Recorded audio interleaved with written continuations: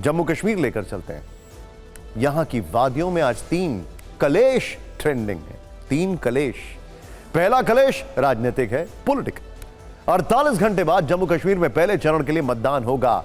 Historic day है और आज चुनाव प्रचार के आखिरी दिन यह फर्स्ट राउंड जीतने के लिए हर दल ने अपनी पूरी ताकत झोंक दी।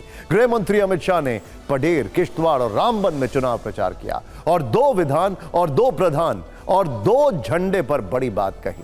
आतंकवाद को लेकर उन्होंने कांग्रेस और नेशनल कॉन्फ्रेंस पर सवाल उठाए। उनके शब्द बाणों पर हमने एक चुनावी रील तैयार की है जो आप आगे देख पाएंगे। दूसरा कलेश एक गठबंधन को लेकर, जिसकी चर्चा दिल्ली तक हो रही है। इंजीनियर राशिद की अवामी इत्तेहाद पार्टी ने प्रतिबंधित जमात-ए इस्लामी के साथ चुनावी गठबंधन किया।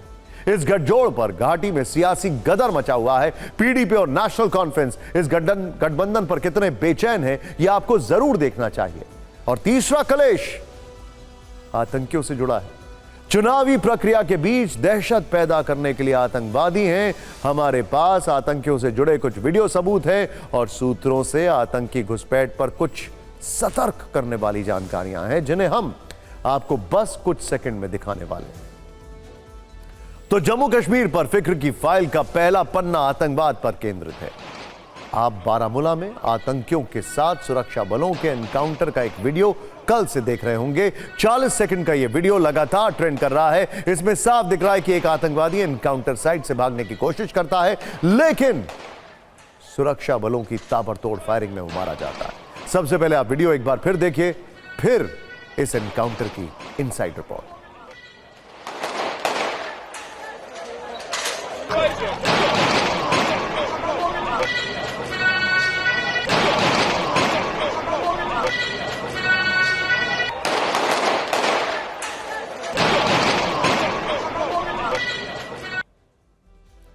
बारामूला में यह एनकाउंटर शनिवार को हुआ था। बाद में इसके बारे में विस्तार से जानकारी देते हुए सेना की 10 सेक्टर राष्ट्रीय राइफल्स कहते हैं कि कश्मीर में आतंकियों को राष्ट्रीय राइफल्स का नाम सुनते ही पसीने छूटने लगते हैं।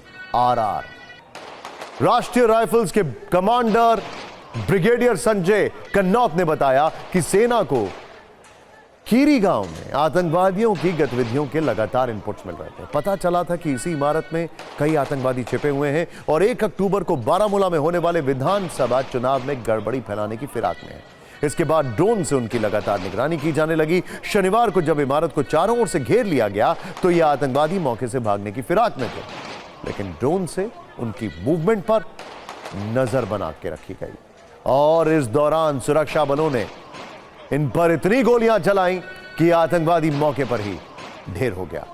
ब्रिगेडियर संजय कन्नौत ने बताया कि इस एनकाउंटर में कुल 3 आतंकवादी मारे गए।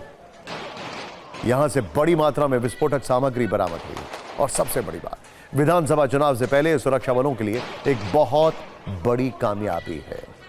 जम्मू कश्मीर में 10 साल बाद विधानसभा के चुनाव होने जा रहे हैं। 18 सितंबर को पहले दौर की वोटिंग होगी। सब कुछ शांतिपूर्ण तरीके से होगा, इसकी फुल गारंटी है। बस यही सोचकर पाकिस्तान की बौखलाहट बढ़ी हुई है। उसकी परेशानियों की मात्रा कुछ ज्यादा ही देखने को मिल रही है। वो बॉर्डर से काफी संख्या में आतंकवादियों की घुसपैठ कराना चाहता है। पिछले एक हफ्ते में ही 3 बार आतंकी घुसपैठ का प्रयास किया जा चुका है। 1 बार सीजफायर का उल्लंघन भी हो चुका है। इस दौरान 3 बार आतंकियों से सेना की मुठभेड़ हुई। सूत्रों से खबर है कि एलओसी के उस पार 70 से 80 आतंकवादी घुसपैठ के लिए पाकिस्तानी सेना के बंकरों में डेरा जमाए हुए हैं। मुनीर की फौज के आला अधिकारी और आईएसआई इन आतंकवादियों की घुसपैठ कराने की कोशिश में है। पाकिस्तान चाहता है कि वह अनुच्छेद 370 हटने के बाद हो रहे पहले विधानसभा चुनाव में कैसे भी करके बाधा डाल पाए, ताकि अंतर्राष्ट्रीय समुदाय में संदेश जाए कि जम्मू कश्मीर के लोग भारतीय लोकतांत्रिक व्यवस्था से खुश नहीं है, पाकिस्तान परेशान है। जिस तरीके से लोकसभा चुनावों में टर्नआउट हुआ, उसको डर है कि कहीं विधानसभा में भी यह हो गया तो फिर उसकी कोई पूछ नहीं रहेगी, जो कि अभी है ही नहीं। लेकिन पाकिस्तान शायद भारतीय सेना की शक्ति को ना पहचानने की बड़ी भूल कर बैठा। हर आतंकवादी को पाताल में दफन करने का पुख्ता इंतजाम पहले से कर लिया जाता।